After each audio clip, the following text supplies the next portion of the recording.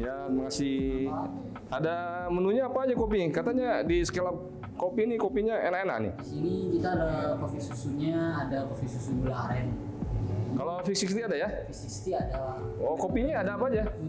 Di sini kopinya ada pilihannya Kak. Pak, ada sendikalang, terus puntang, terus ada kerinci. Oh, mau coba ini nih, sedikalan. Nanti apa bro? Mau V60 juga? Boleh. Mungkin aku Makanya puntang Kak, nih. Puntang. Enak. Bentar ya. Nah. Oke, gimana ditunggu atau diantar? Nanti saya Oh iya, antar. oke deh, saya ke sana ya.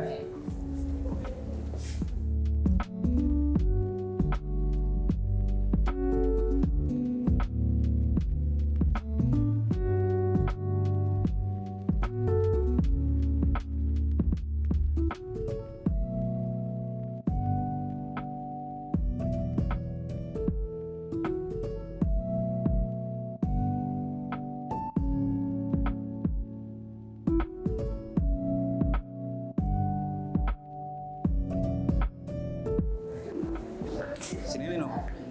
Ya, dari lo. Duduk sini aja. Oh. Waduh, udah lama nih kita nggak jumpa nih ya. Iya, lama nggak nongkrong nih. Iya, gimana kabar-kabar? Sehat, alhamdulillah. Abang Si gimana? baik, alhamdulillah juga. Si Joni gimana kabar Joni? Joni tahu tuh. Jarang ketemu. Jarang ketemu ya? Jarang ketemu. Bisnis gimana bisnis sekarang nih? Perkembangan. Bisnis, aduh, agak surut lagi nih. Habis pandemi kemarin, surut, malah sempat tutup. Udah di-los lagi nih, udah dilepas masker lah ini itu, aturan udah bebas ini itu. Cuman ya masih aja surut ternyata. Ini jalan-jalan udah rame, orang katanya udah mulai ini rebound nih kata bisnis. Nah itu dia, orang pada keluaran semua rame di jalan rayanya. Cuman ya dengar-dengar sih orang pada ngiri. Apa isunya sih resensi tahun depan lah, mau krisis ini itulah. Kan jadi usaha-usaha kayak begini juga bingung juga. Tapi udah mulai tumbuh kan bisnis kan? Dikit sih sebenarnya kalau misalnya kayak tamu-tamu gitu-gitu aman sih sebenarnya. Cuman ya itu pada ngirit jajannya sedikit. Gitu ya.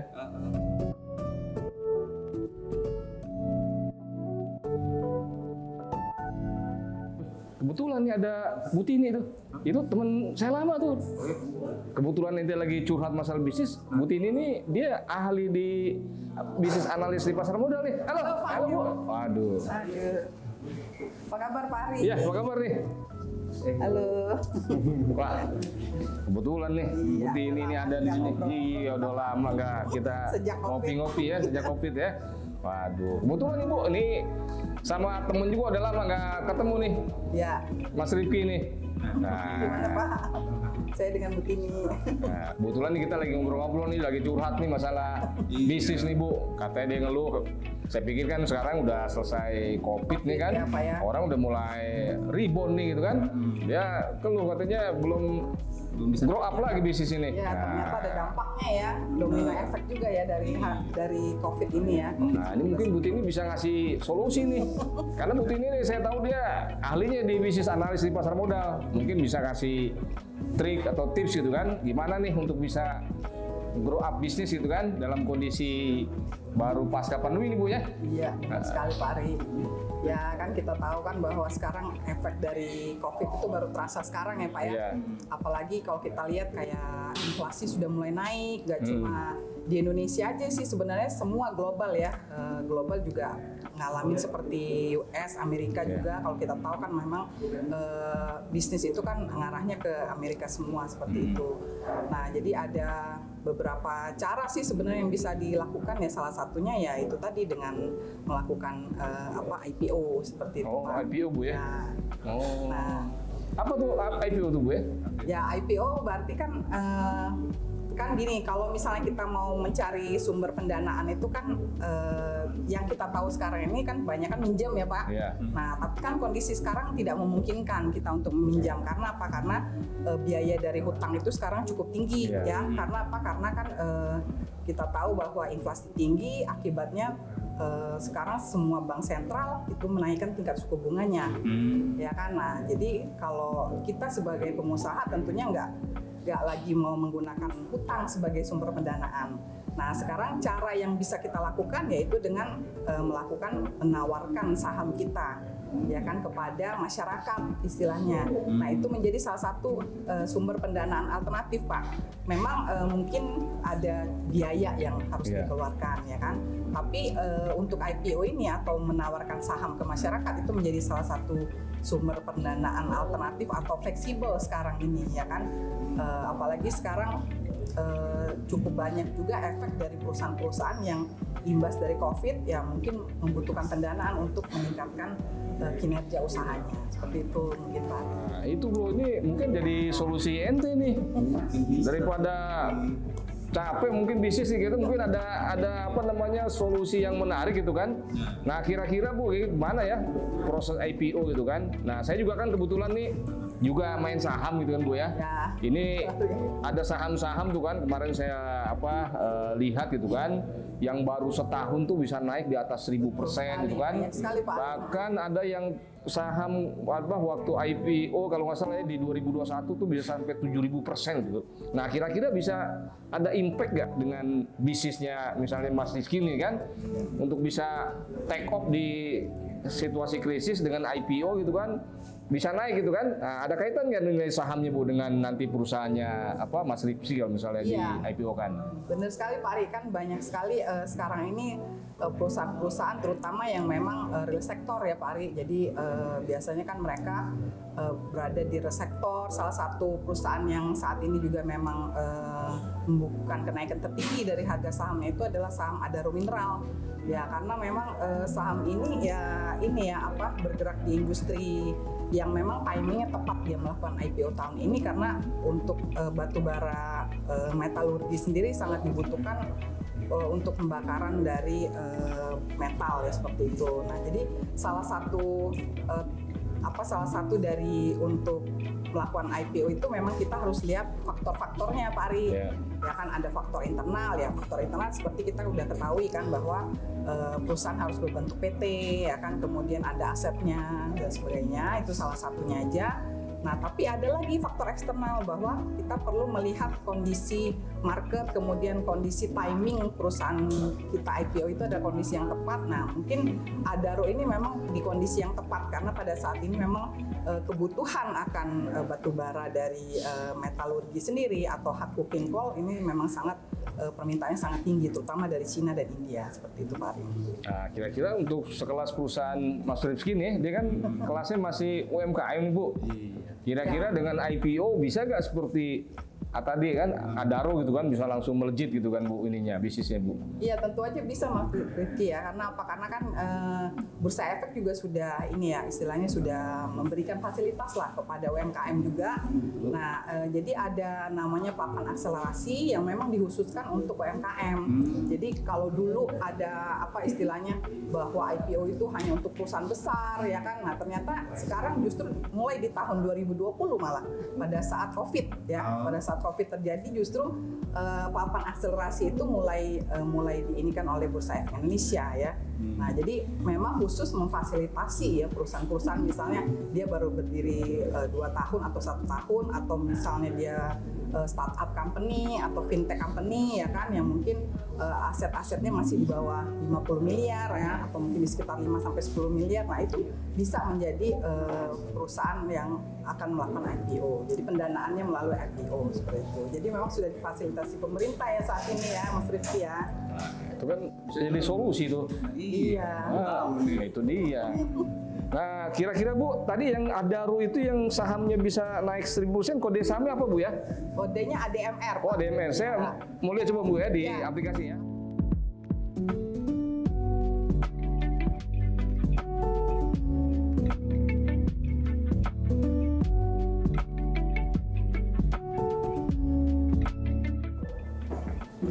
Wah, ini kopi udah datang. Mantep. Makin seru kita nih Bu ngobrolnya Bu. Makin lama nih Pak Ari nih. Makin lama kita panjang nih. Ini kopi gula aren. Ya, Oh ya, makasih. Ibu tuh Bu. Bisa dipantin Mbak? Ah ya. Oke.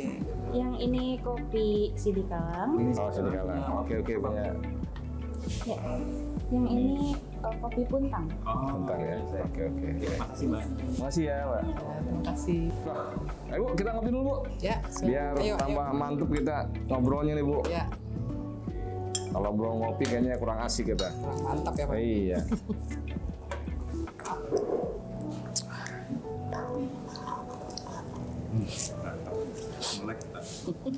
Gimana, mantap kopi Bu? Mantep Pak. Ya iya, kayaknya kopi scale up ini memang mantap Bu ya. Iya bener banget. Ini juga asik juga nih Sidikalang Bu. Nggak biasa kopi hitam Bu? Iya, saya mendingan gula aren Pak. Oh, gula aren Bu ya. Yang manis-manis. Nah oke Bu, kita lanjut nih Bu, katanya diskusi nih Bu. Nah itu tadi Bro, saya pikir solusi dari Ibu tuh menarik itu. Akal sih. Coba siapkan untuk IPO. Dia kan perusahaannya udah lebih dari 3 tahun nih Bu. Iya. Kayaknya bisa kan Bu di IPO kan Bu ya? Betul, betul Pak Rifki. Karena nanti kalau misalnya perusahaannya sudah naik level, bisa juga naik ke papan pengembangan, ya. Nah, jadi pendanaannya pun juga bisa lebih banyak. Istilahnya hasil IPO proceednya juga mungkin akan lebih besar lagi, ya pendanaannya, ya. Misalnya untuk ekspansi atau misalnya bukan tidak diperkenankan untuk bayar utang, tapi bayar utang untuk yang sifatnya produktif itu tentu aja nggak masalah. Karena kan kita tahu bahwa memang di efek dari COVID kemarin itu kan mungkin banyak beberapa perusahaan juga yang memang mungkin rasio utangnya jadi lebih tinggi ya karena efek dari COVID kemarin. Seperti itu Pak Rifki. Nah Bu, untuk yang tadi Bu, yang ada MR Bu ya? Ya. Saya tadi lihat-lihat nih Bu. Iya nih Pak Ari, kita Iya, bisa lihat nilai nih, sahamnya Bu. Kayaknya chartnya ya, kita iya. bisa lihat pergerakan harganya nih Pak Ari nih ya. Itu dia Bu. Ya. Saya lihat Bu keren bener nih Bu kan. Betul. Bayangkan dia waktu IPO Bu ya.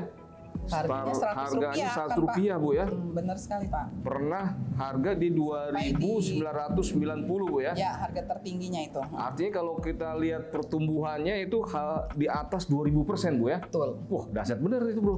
Bayangkan coba. Mungkin kalau kita bisnis secara organik sampai mandi darah kayaknya nggak mungkin nih Bu ya. Betul Setahun sekali, ini bisa Pak. 2000% Bu ya. Benar sekali Pak. Justru nah ini dia IPO menjadi salah satu alternatif ya Pak Rifki ya untuk mendabelkan istilahnya. Mendabelkan bisnis, Bu, ya. Pendapatan, bisnis dan lain sebagainya ya untuk ekspansi lebih besar lagi ya. Itu menjadi salah satu alternatif pertumbuhan anorganik istilahnya.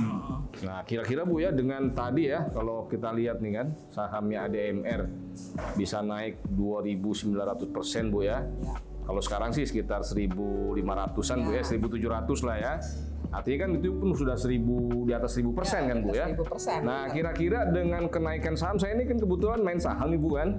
Ini lihat saham itu Trading menarik. juga ya, Pak Ari, ya. Trading Bu. Nah, Nah, mantap, kira-kira Pak. nih Bu ya. Kalau dari sisi perusahaannya Bu ya, misalnya nih perusahaannya Mas Rifki ini kan Ya. IPO Bu tumbuh 1.000% kayak gini. Itu apa ini Bu dampak terhadap bisnisnya Mas Rifki Bu dengan kenaikan sahamnya 1.000% itu Bu? Iya memungkinkan sekali ya Pak Rifki ya karena kan berarti kapitalisasi marketnya menjadi lebih besar ya kan. Kemudian juga misalnya Mas Rifki mau misalnya melakukan ekspansi usaha misalnya.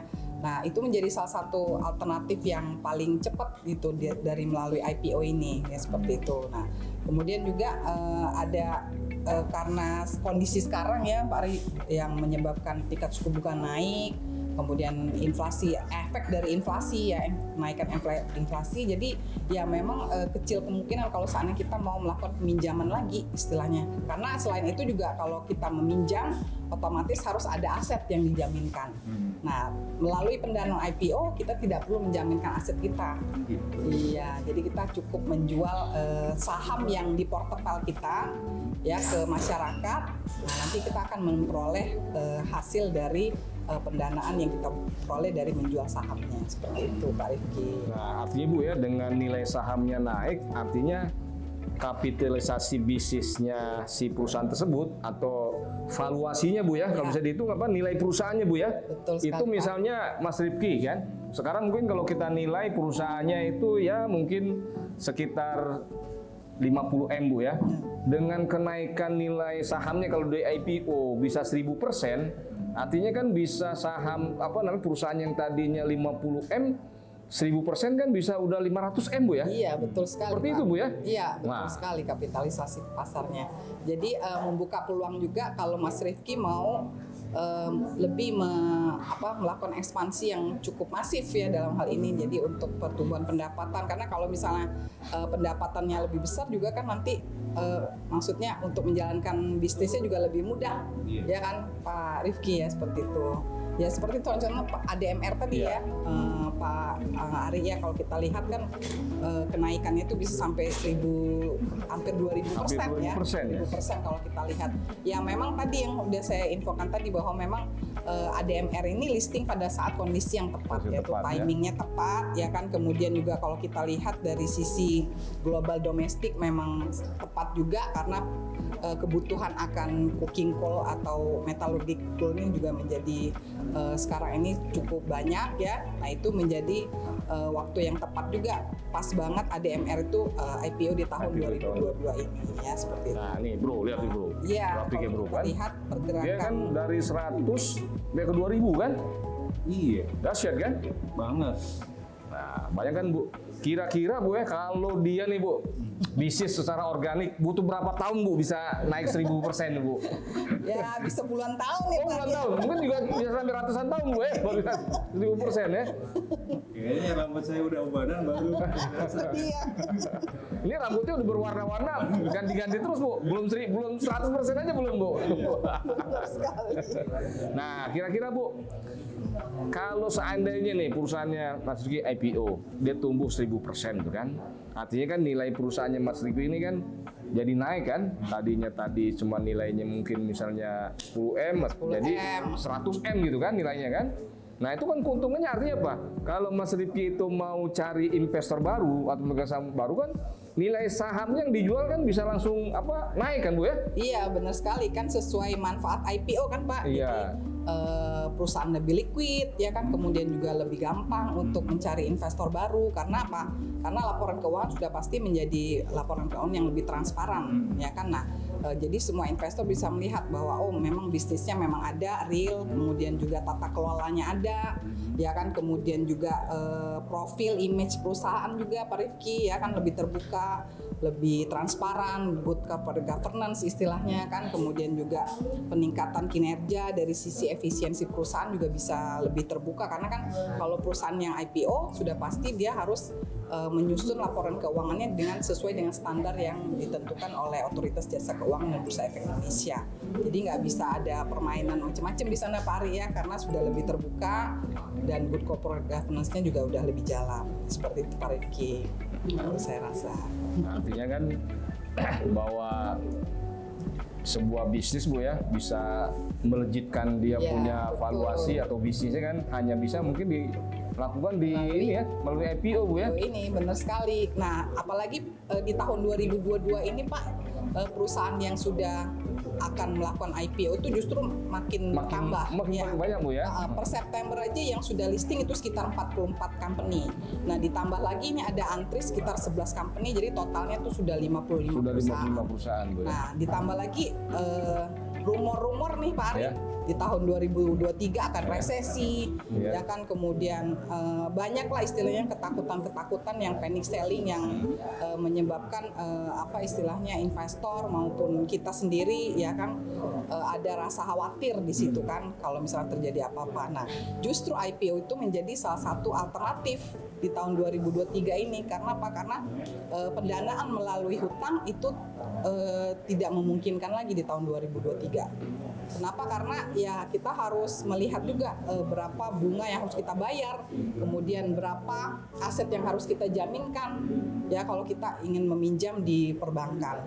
Nah, IPO menjadi salah satu alternatif, dan bahkan kita lihat di sini kapitalisasi terbesar itu ada selain Adaro ya Pak Arya, kemudian ada Pratama Abadi Nusa Industri, kemudian ada Rukun Raharja, kemudian ada juga saham beton ya. Nah, seperti itu juga kenaikannya cukup tinggi juga di tahun 2022 ini, Pak, seperti itu.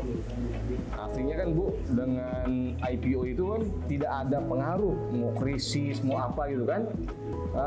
Saya sering lihat-lihat dan nonton para pengamat ekonomi atau apa kan, wah membuat orang kita kan takut kan. Tadi dia juga curhat Bu kan, 2023 nih, waduh katanya resesi atau apa gitu kan. Iya benar Pak. Nah ternyata kan ada solusi Bu ya. Nah itu Bro, IPO salah satu solusi. Bayangkan lo kalau meminjam ke bank, mungkin kan kalau suku bunganya tinggi, Iya. nah Bu kita ganti bayar cicilan sama bunganya Bu ya. Kemudian aset apa yang akan dijaminkan seperti itu Pak. Artinya memang IPO ini sebuah solusi pendanaan Bu ya bagi perusahaan itu yang efektif gitu kan Bu, dan mudah dan murah Bu ya. Iya betul sekali dan fleksibel Pak. Dan Ari. fleksibel betul Bu ya.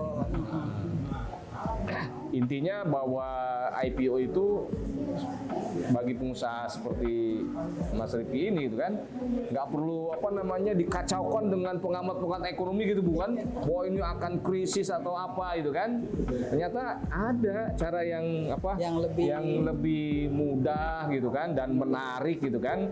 Bayangkan tadi kan nilai lo punya perusahaan kan 1000%, siapa yang nggak senang gitu kan? Iya bro kan? Iya. Coba sekarang, ente udah 3 tahun berapa? Growth tertinggi, berapa persen sih? Ya paling 30 naik. Nah, 30. Kalau mau 1000, 30 tahun Bu ya, baru dia bisa. Ditambah lagi persaingan ya Pak ya. Iya, 30 tahun juga belum tentu Bu ya, bisa 1000%. Ini tadi yang saya lihat ADMR itu belum ada setahun Bu ya? Iya, belum ada setahun, 1000% lebih. Betul. Justru IPO itu menjadi awal ya Pak Rifki ya. Karena misalnya untuk pendanaan berikutnya ya kan, nah ada lagi beberapa yang bisa dilakukan, misalnya penawaran kedua ya, atau dikenal dengan right issue ya kan. Jadi kalau misalnya kita butuh dana lagi ya banyak beberapa cara ya yang bisa dilakukan setelah perusahaan menjadi publik, seperti itu Pak Rifki. Nah ini ada menarik nih apa? Iya. Penawaran kedua, artinya misalnya Mas Rifki udah IPO nih, mendapat pendanaan kan, sekian M misalnya kan, 50 M. Terus mungkin setelah setahun bisa lagi untuk bisa mengajukan pendanaan lagi di bursa ya, saham ya. minimal kan memang setelah setahun ya. Setelah setahun Bu ya. Pak Ari ya. Nah seperti kita banyak lihat perusahaan-perusahaan yang ada di bisnis startup kayak Gojek, Tokopedia kan Pak Ari ya. Nah itu kan hanya berapa persen dari saham yang dilepas ke publik.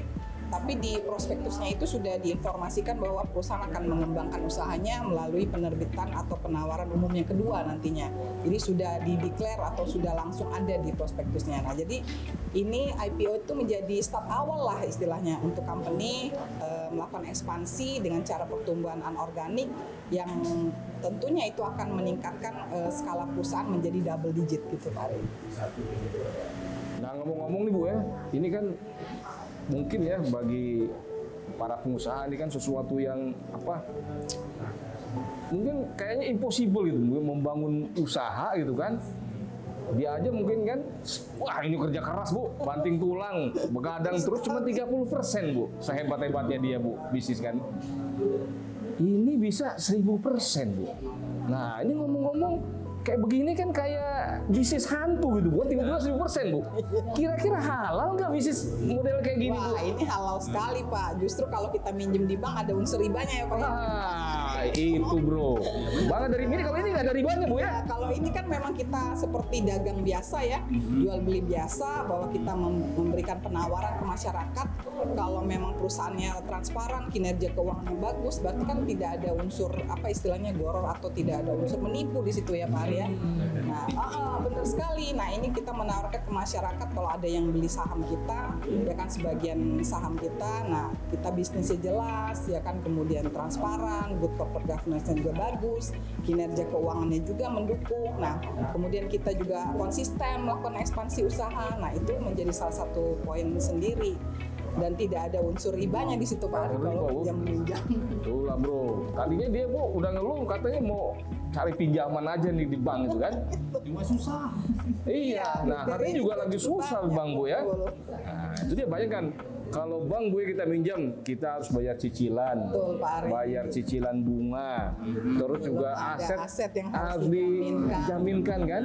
Ini bayangkan loh bro, IPO bro, bayangkan itu kan. Itu dapat dana tanpa harus bayar yang 3 hal itu Bu ya? Iya betul. Kalau bisa melejit sampai 1000%, waduh, anak istri bisa bangga bro, gitu kan? Bisa pensiun dini Bisa Pak. pensiun dini bro. Uang datang sendiri Oh Pak ya. datang sendiri Bu ya? Artinya memang Bu ya, success story perusahaan-perusahaan gitu kan yang IPO di masa-masa krisis kan 2022 kan tadi dia ngeluh 2022 orang bilang udah rebound kan, ternyata masih susah kan. Ternyata ada perusahaan IPO di awal tahun gue, ADMR gue, Iya. tiba-tiba melejit 1000% kan. Nah ini sesuatu yang harus banyak kita Ya. beritahu nih Bu, para pengusaha Bu ya. Betul Pak. Iya. Mungkin karena yang Nah, kurangnya sosialisasi. sosialisasi, ya. lu kumpulin lah tuh teman-teman lo, kasih tahu itu kan. Yuk, nantinya kan daripada pusing mikirin krisis nanti 2003, Betul, Pak. udah mendingan persiapan diri untuk IPO kan Bu ya. Benar sekali Pak.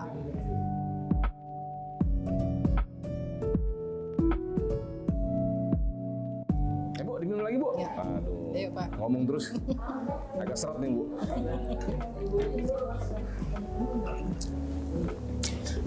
Nah itu bro, artinya bro, nggak usah pusing lah dengan pengamat-pengamat yang bilang 2023 itu akan resesi dunia gitu kan. Apalagi di berita-berita sekarang sudah ada badai PHK Bu ya. Betul sekali, Badai Pak. PHK dari mulai startup, perusahaan-perusahaan besar, kata perusahaan tekstil pun udah mulai badai PHK gitu kan. Artinya sebetulnya kan kalau pengusaha itu dia cerdas kan Bu ya, Ya. itu ada solusi Bu ya. Betul Pak. Dengan IPO nih kan, karena memang kebanyakan begitu Bu. Ketika mau hari baru udah pusing duluan itu kan. Iya. Padahal ini kan ada cara lo keluar dari krisis dengan IPO. Waduh, terima kasih banyak Bu. Sekali Pak Ari. Sudah teruji ya di 2020 kan Pak Ari bahwa yang perusahaan melakukan IPO juga justru semakin banyak. Semakin dengan banyak, adanya Bu, ya? Iya. Papan akselerasi ya kan. Seperti yang mirip bisnisnya Lucy in the Sky ya, itu mirip dengan Holy Wings ya. Nah itu ada di papan akselerasi Pak Ari. Nah itu juga kalau kita lihat dari sisi sekarang ini juga sahamnya juga membukukan kenaikan yang cukup Kenaikan tinggi yang tinggi, Bu, ya. Nah pada saat itu di IPO-nya justru pada saat COVID tahun 2020. Ya, nah jadi IPO itu bisa memang menjadi salah satu alternatif solusi lah buat pengusaha-pengusaha sekarang ini yang ada infonya bahwa nanti 2023 bakal resesi. Tapi ternyata kalau dilihat perkiraan dari Bursa Efek justru di tahun 2023 itu perkiraan akan ada sekitar 70 perusahaan yang mau melakukan IPO Pak Ari. Jadi justru lebih banyak daripada tahun-tahun 2021 maupun 2022 seperti itu Pak Ari. Aduh, Bu Tini terima kasih banyak Bu, Sama-sama, gitu kan. Pak Ari. Pencerahannya Bu. Nah ini kayaknya agak cerah sekarang dia Bu, dengan ada gambaran dari Bu Tini gitu kan. Ternyata memang solusi yang paling jitu nih para pengusaha nih kan. Nah Anda para pengusaha kan, baik Anda pengusaha kelas UMKM, startup, menengah ataupun pengusaha besar itu kan, Anda tidak usah risau dengan gambaran-gambaran para pengamat itu kan, bahwa tahun depan adalah tahun yang sangat menyeramkan. Perekonomian akan sulit, dunia akan krisis gitu kan. Ternyata tadi seperti Bu Tini sampaikan, tahun 2023 juga banyak perusahaan-perusahaan yang ingin lepas dari situasi yang mencekam itu Bu ya, dengan solusi apa? IPO. Para pengusaha, ayo IPO. Salam arah, salam cuan.